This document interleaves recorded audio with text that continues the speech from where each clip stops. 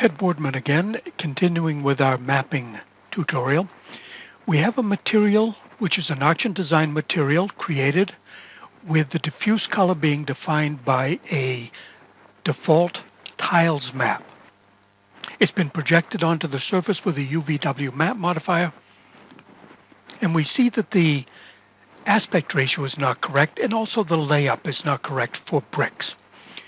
So again, we're looking at the material editor, and we're looking at the properties of the map itself. Bricks aren't usually laid up in stack bond.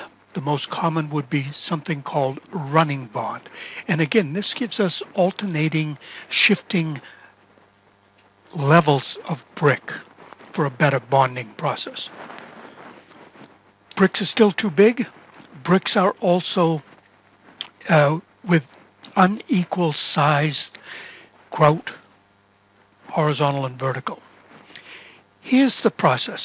In order to get a particular tiles map to look correct for your use, in this case bricks, we have to understand a little something about the pattern itself.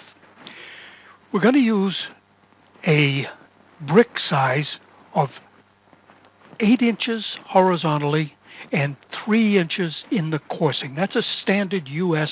residential brick. You can use anything you want. The process will be the same.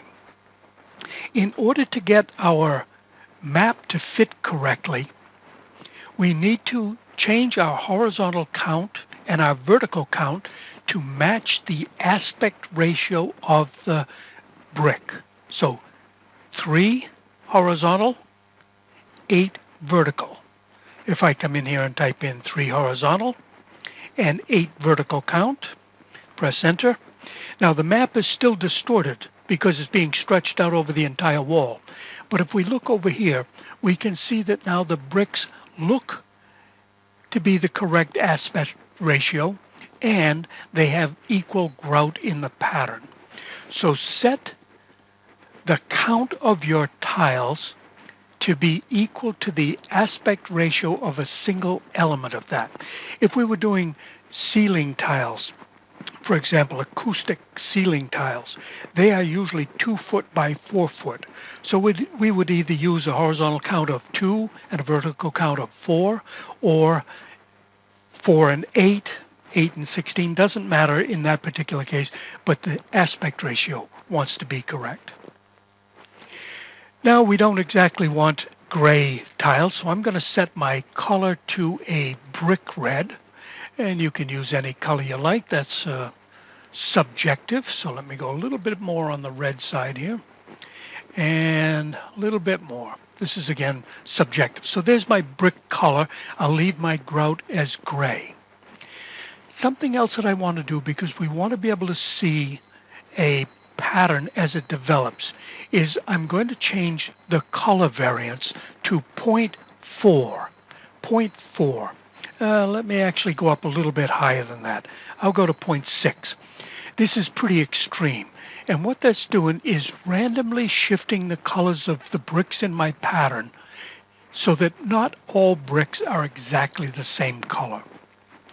This is generally the case with bricks.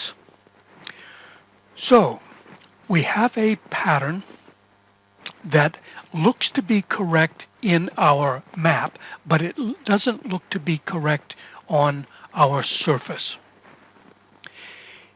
Here are the 4 steps that we need to perform accurate mapping in many, many situations. We need to analyze the map, that is, look at the map. We then need to determine the size of the area covered by that map.